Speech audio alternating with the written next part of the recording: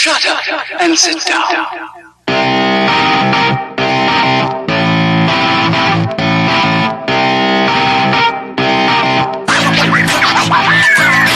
What's up, everybody? Welcome back to Third Shift. This is episode 129. I, of course, am your glorious host, Matt, the best host there could ever be. And with me, as always, it's my boy, Eric. Eric, why don't we start it off like we always do? How was your week this week, my man?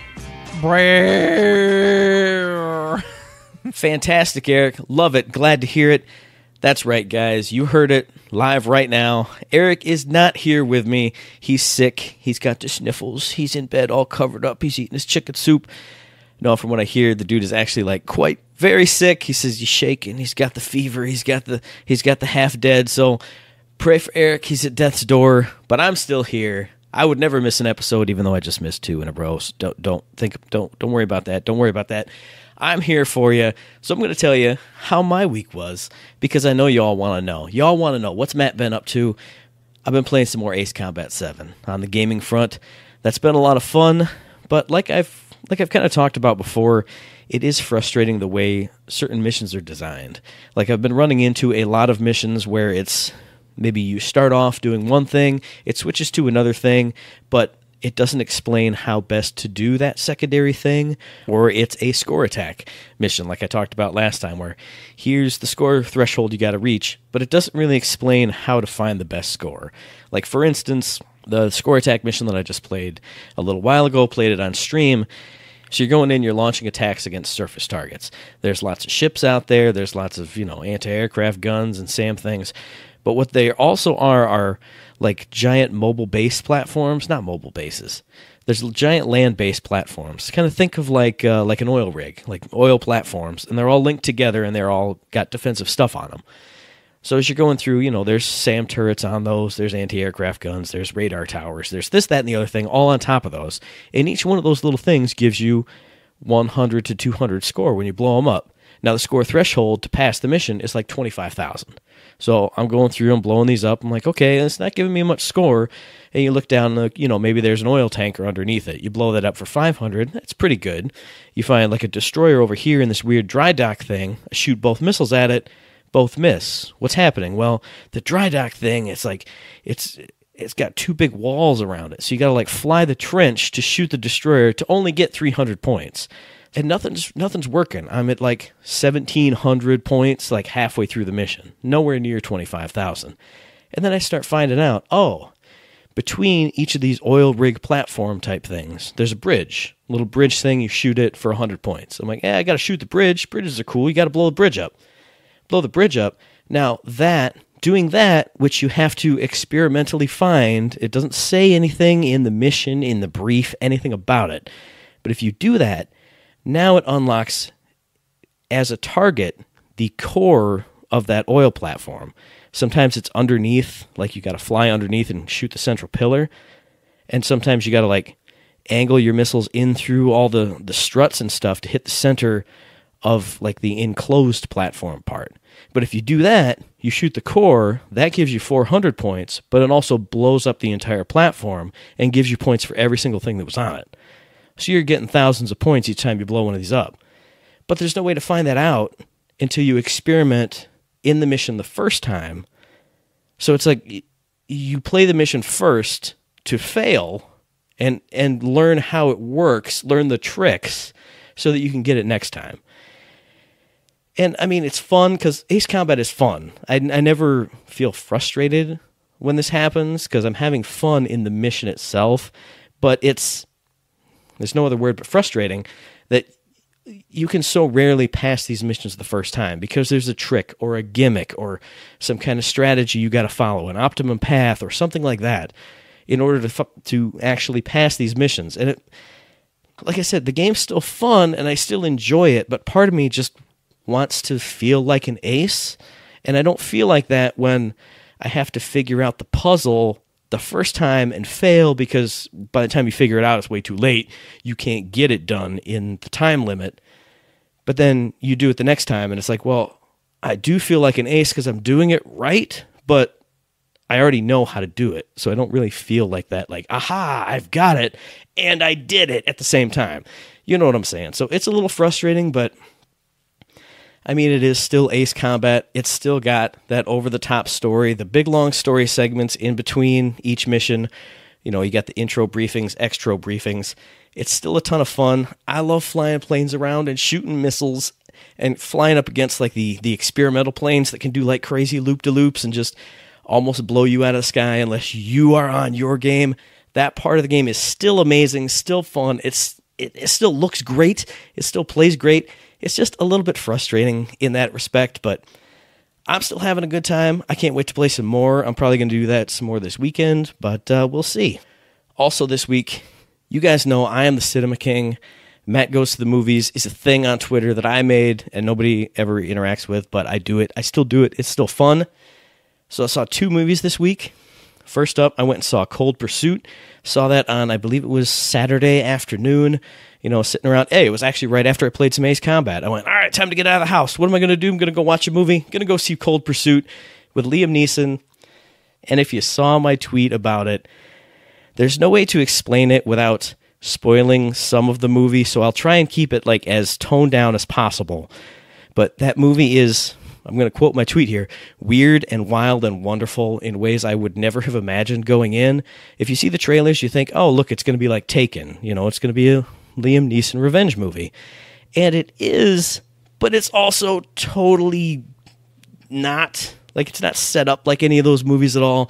You spend a lot of time with the villains, with side characters you didn't even know were going to be in the movie, and now they're in the movie, and they have like 5-minute scenes, and you're learning all about just these people who like, it's like, who is this guy even? You don't even know who these 2 people are. I mean, you know, like how they're connected to the overall story and what group they're with, but it's like, who's this guy and who's that guy? And you learn about them, and you learn like their quirks, and they're funny and they're goofy, but it's also like, why am I in this scene? What is this here for? But it all plays so weirdly and strangely, hilariously together. It's really weird. Like it's not a slam bang action movie all the way through. There's lots of humor. There's lots of really dark humor. And there were a lot of moments in the theater where I was laughing uproariously and none of the other old people were laughing.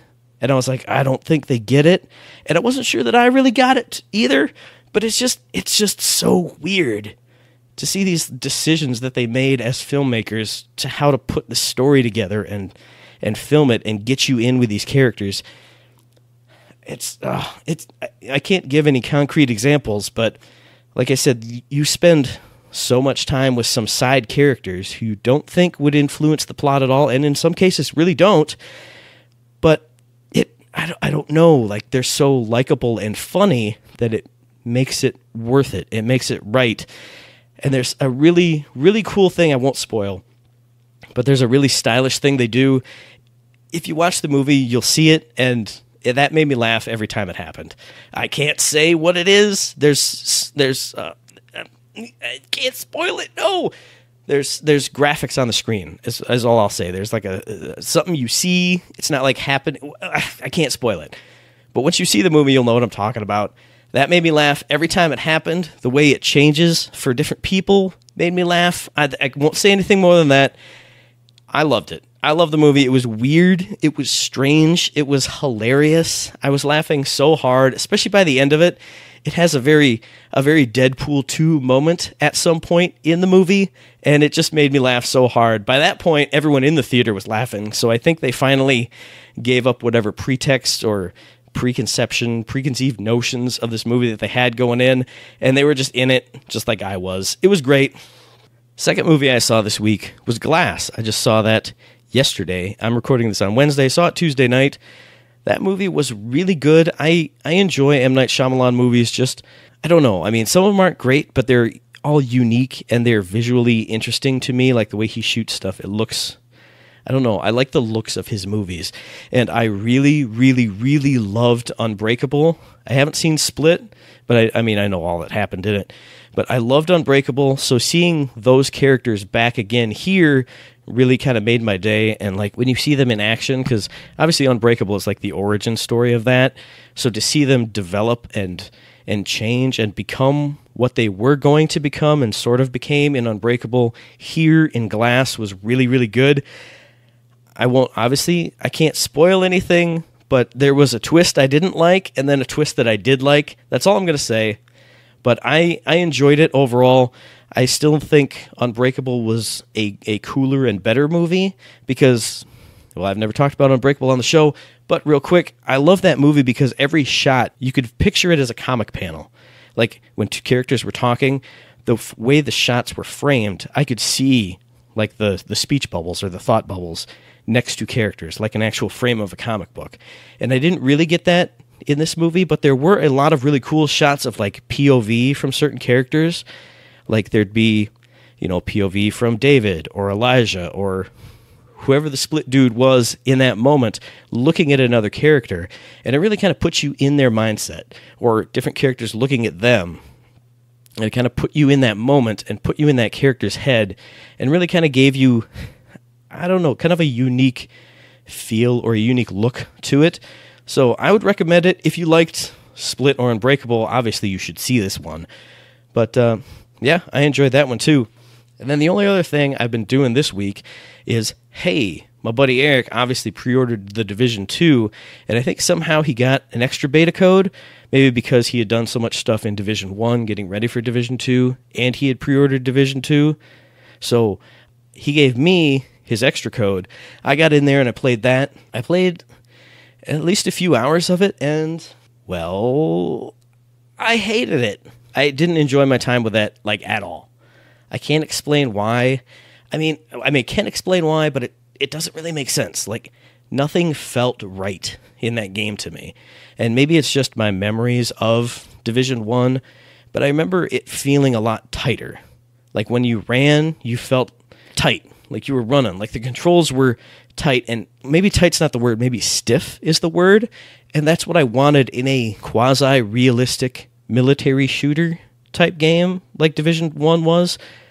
But when I booted up Division 2, got into the beta, the first thing I did was move forward and run, and it felt loose. Like, I felt like my arms were like flopping, and I could just turn at ease willy-nilly, and it didn't feel right. It felt like an action game, like maybe I was running around like in Red Dead or something, but it didn't feel like a military shooter.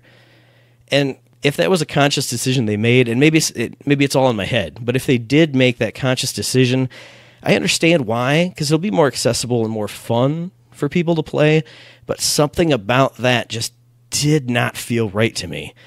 And, Eric talked about the game a little bit on the last third shift, about how, getting into and out of cover and vaulting over cover felt a lot better, and that's true, but it worked in service of this looser feeling, and I just did not enjoy that at all.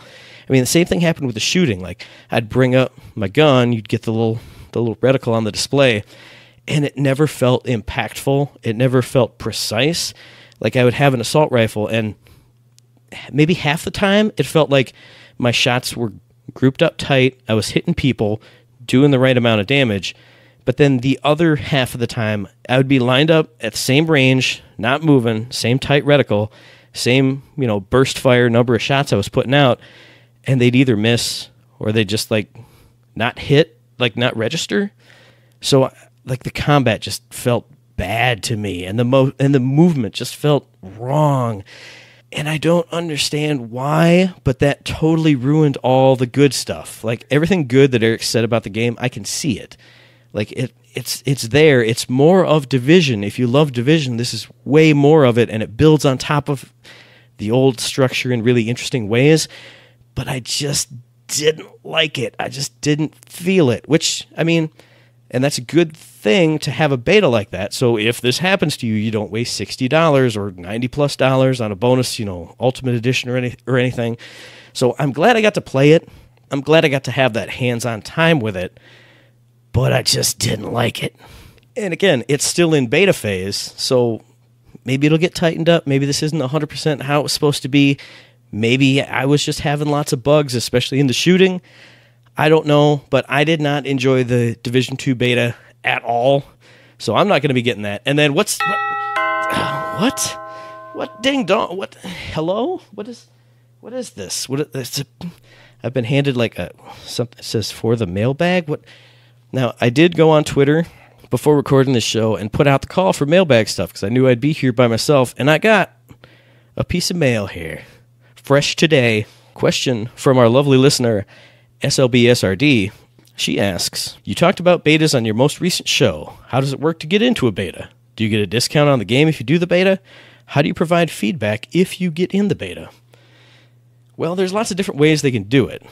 You can have closed betas, you can have open betas. A lot of times companies will do closed betas, especially if it's a game like The Division, where it's an MMO type game, where it's a massively multiplayer online game, where you have to have lots of players accessing the servers.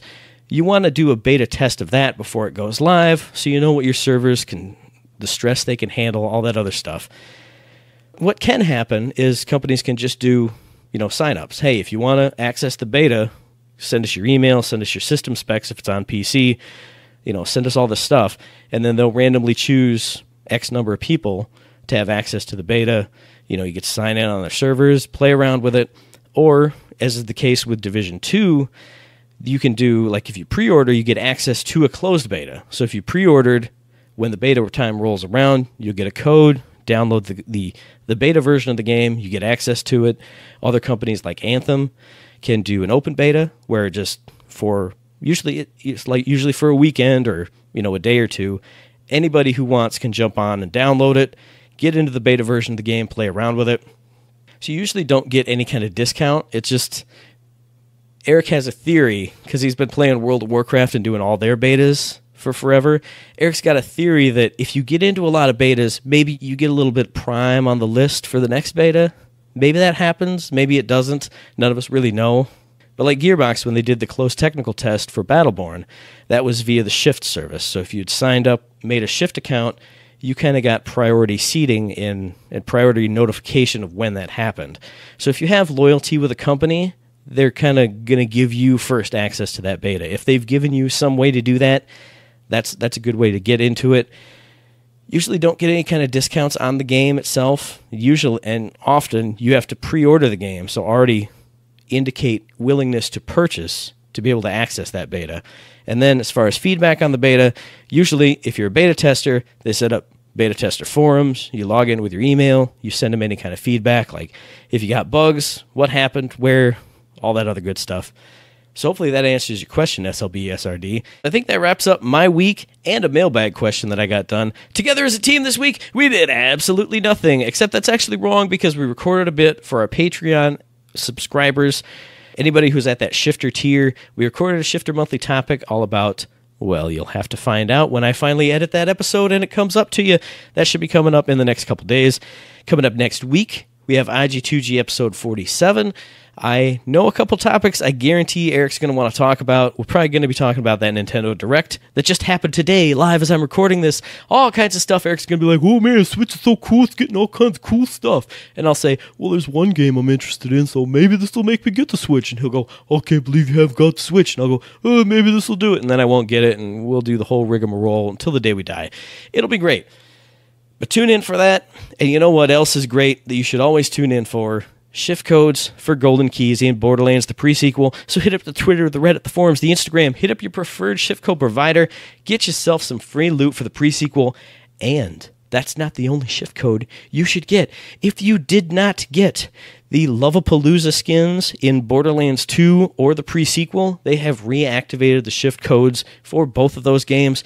Valentine's Day themed skins. If you want those, hit up the Twitter, the Reddit, the forums, the Instagram, your preferred shift code provider. Go get yourself some fancy pink skins. You're going to love it. If you've done it already, these codes won't work. You don't get them again. But if you did it already, you already have them. So why would you want to put them in again? Whatever. If you don't have them, go get them. It'll be great. In the Gearbox news realm, Eric's not here to talk about Submotto's latest video, whatever that's about. I don't watch that crap. He's the one who's reporting on that, and he's sick, he's dead. So no news on that this week. Tune in next week. Maybe Eric will be back. He can cover 2 weeks of Submotto stuff. The only thing that I saw in the Gearbox realm is everybody's been saying, hey, did you guys know Gearbox is hiring? Like Randy Pitchford tweeted that out. And then people would, quote, retweet that and say, like our buddy Jim Ferrando would say, hey, Gearbox is an amazing company full of awesome people. You should totally sign up and apply and go do cool stuff. So then, of course, Gearbox official, in the wake of some news that's going to happen, I'm going to talk about in a second, they posted up, hey, we're looking for people all across the whole games industry. We're looking for artists, programmers, producers, influencer managers, brand managers, and way more. So hit up the Gearbox career page. If you're interested in working for Gearbox, all we ever hear and all we ever see is the Gearbox is full of awesome people, genuinely cool people who have a real passion for what they're doing.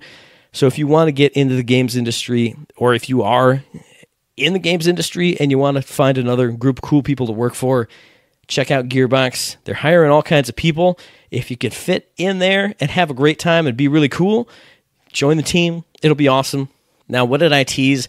I teased that they posted that up after some bad news that just dropped. And that big bad news, and I know Eric's sad that he's not here to talk about it because Blizzard is his baby. So I'll cover it as broadly as I can, because I'm not a big... I play Overwatch, but I'm not a big Blizzard guy. He's been with Blizzard for forever. But the big news this week is that Activision Blizzard has cut a whole bunch of employees. Apparently, it's about 8% of their 9,600 employees, so around 800 people have lost their jobs over the last couple days. And from the latest Kotaku article I read, it's mostly support staff, but it's also, some game design people like artists and designers. The layoffs have happened like all across the world. People in Europe, people in the US, other places that they've had stuff. Obviously it's bad news for those people. There's no way it's not bad news. But the big hullabaloo, the big hubbub has come because the layoffs were kind of announced via an earnings call with Activision CEO Bobby Kotick, who is a lightning rod for controversy because of the way he runs Activision and all of Activision's business practices. And it's been quiet on the Western Front for a while. Now he's in the crosshairs again, because during this earnings call with their investors, or conference call, or whatever it was, let me pull up the actual quote because I wrote it down. They said they've had record results in 2018, but they also missed their expectations. And so now they've got lowered expectations for 2019, so they're going to cut people in certain areas to better refocus on the titles that they want to, be pushing, Call of Duty, every single year. And that's led to a lot of, flack from people who... There have been a lot of people saying that, it's your job as a CEO to take care of your employees first and foremost, but you also are the head of a big company, so you got to answer to your investors and make the most money for them. Again, Eric and I will probably get into this whole discussion at a later date, but it's been that big discussion. Every indie developer I've seen has been blowing up at Activision for this practice of firing a whole bunch of people and slimming down. Another big thing I've seen is the whole Activision versus Blizzard mentality and way of doing things. And Eric's talked to me a lot about this, from the Blizzard end, because he follows a lot of Blizzard people, saying that Activision is trying to change the culture there. And if anybody knows Activision versus Blizzard, Activision style is we pump franchise games out every single year, and we pump them and pump them and pump them and pump them. We never stop making money. We never stop making games. Whereas Blizzard, on the other hand, is usually, we'll put a game out when it's done and when it's apex quality once it's awesome, so it's maybe every 3 or 4 or 5 or 6 or 10 or 80 years. And that those two company philosophies don't mesh well, so you've been seeing a lot of Blizzard execs, longtime Blizzard people, leaving the company, and now this is kind of... A lot of people are taking this as Activision wants Blizzard to conform to their way of doing things, so you got to cut these extra people to kind of force them into that Activision mold. Is that 100% the case? I don't know. That's what everybody has been saying, though, and maybe it's just court of public opinion, but regardless, lots of people are out of work now, and that's a shame for them. It's bad news no matter how you slice it. Now, on the good front, I have been hearing that a lot of those people, or at least, I think the last Kotaku article I read said most of the full-time employees did get severance this time. There was a letter going around saying that, they'd be doing continuing healthcare coverage, benefits, during the transition time for these employees, which is good, especially in the fallout of the whole Telltale thing where nobody got anything. Now, on the bad front, but I do understand it from a business perspective, apparently that stuff hasn't been offered to contract employees, but that's different. You're a full-time employee versus a contract employee. So that whole thing's shaken out. Maybe we'll talk about that more next week once Eric's back. But that's what's happening. Another big layoff, restructuring type of thing in the games industry. And what does it... Oh my goodness, it's another mailbag question, totally related to what's going down today, and I guarantee this person didn't know that this was happening in the games industry, because it's, again, from SLB SRD. She writes, you guys talk a lot about studios that either close or let lots of people go. Is it just the instability of the industry? And my answer to that, and maybe Eric can provide his answer to it next week when he's back, my answer to that is yes and no. Gaming is big right now. It's super hot. You got all these giant games coming out making all kinds of money. So the gaming industry itself isn't like, in a slump and going up and down, even though that is the cycle of business and industry, as we all know. I think this is kind of systemic to how big gaming has gotten. And we talked a little bit about this on IG2G in the How to Fix It episode and discussion that we had a couple weeks ago. And you see this kind of stuff in Hollywood, in television, in other entertainment industries. Once companies get so big and have like other development houses underneath them, or a smaller development house gets super hot and gets a ton of investment and a ton of investors, and then has to produce more than it's technically capable of, which I think kind of happened in the Telltale case, because it got so hot with all these hot properties, and it all kind of just started falling apart by the wayside. Here, in the case of like EA, who's done this a lot, and now Activision, now they're such big, giant companies who are used to scooping up giant handfuls, just sacks and sacks of money. And if you only scoop up 99 sacks of money when you were planning on 100, you got to cut people so you can get more and more and more sacks of money. Like we've heard about it with the Tomb Raider games. They made hundreds of millions of dollars, or millions of dollars, or however much they made, but it fell short of what we were really looking for. So we got to rethink our strategy. Same thing happened with Hitman. It didn't make nearly as much money as some of these big giant games, but when you, quote fingers, fall short of expectations, then the company, quote fingers, is forced to reorganize and that kind of thing. So I think that's what's happening with this one in particular, and with a lot of the other studio shutting down type stories that we've been hearing lately. I think it's endemic to how big the industry has gotten, because once stuff gets that big, it starts operating more like a ruthless corporation than a happy, fun group of dudes who just want to make cool games and program together, with 9 or 10 of their buddies. Once you get up to having 100 employees, then it's a whole nother beast. 1,000 employees is a whole nother beast. Employees all over the world, a beast of a whole different color. So I think that's what we're looking at. It's part of the industry. It's not, maybe to some degree it is the instability of the industry, but it's instability in my mind that's caused by the industry itself. So I hope that answers your question, SLB SRD. And I think that pretty much wraps it up. The hits just keep on coming. Now this mailbag question, this envelope here, it's dusty, it's dirty, I don't know if I should open it. It's a little moldy. It smells. Oh God, it smells. This has been sitting in the mailbag for a while. I feel really bad about it. Like the ink on the envelope, it's all smudged. I can just barely make it out. This is from our old pal on Facebook, Bobby Enot, who we have not heard from in about a year and a half, and it may be because we never answered this mailbag question. Bobby, if you are still out there, this one is for you. I did not forget about you. I didn't forget about you. We did forget about this mailbag question, but we got a Facebook message, to the Third Shift group. And while I was in there looking at that one, I went, hey, what's this from Bobby that we never answered? So Bobby Enot, this one is for you.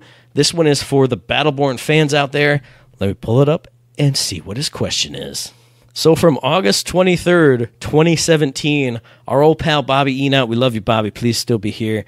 I'm really sorry that we didn't get to this. He writes, hey, Eric and Matt, here's something for your mailbag. Not sure if it'll make an interesting conversation or not, but And when I got this, I was like, this would be a cool conversation. And then we totally lost it. I'm sorry. This would be a cool conversation if anyone else was here, but people will be here in spirit. You'll see. Anyway, whatever. He asks, if they turned Battleborn into a Saturday morning cartoon, who would you like to see as the main characters of the show, and what stories would you like to be told? Thanks, guys. I'm the only one here right now. So I put the call out to Twitter, and I put the call out in our crew Discord. I was like, Danny and Eric, you both got to get me your stuff so I can read it on the air and answer Bobby Enoch's question.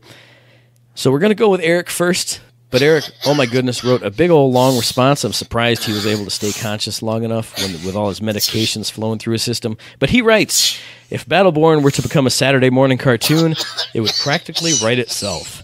We would follow the LLC years before any of the Varelsi events began to take place.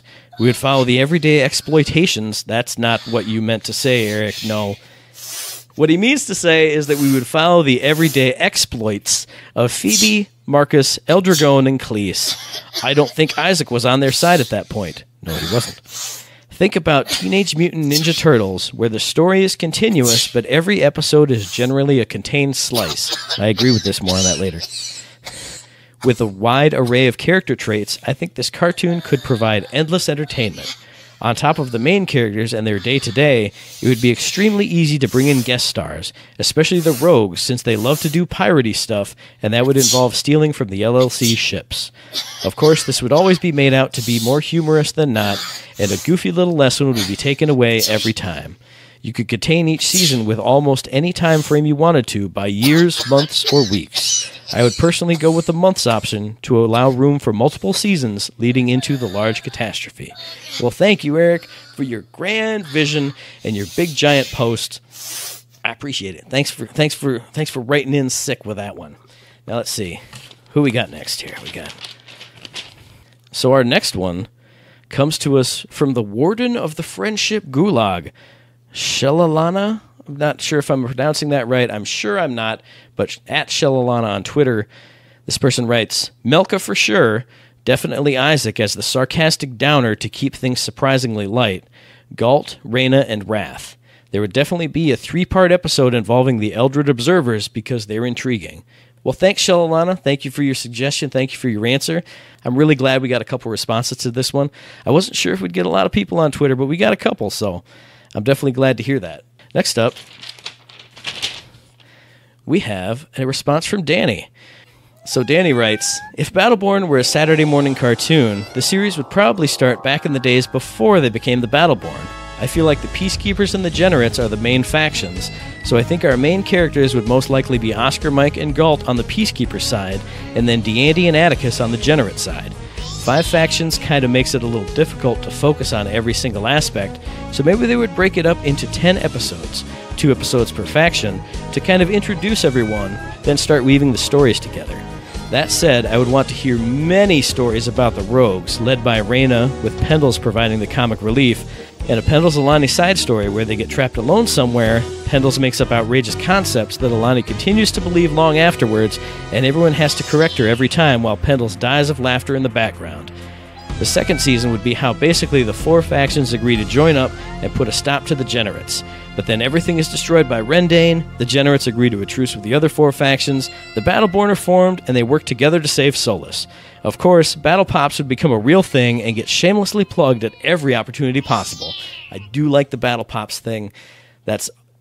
I'm picturing like the G.I. Joe, the more you know kind of thing. Oh man, what are you eating, Randy? I'm eating some Battle Pops. Woo! Gets my flame pillars like extra cool stuff. Boom!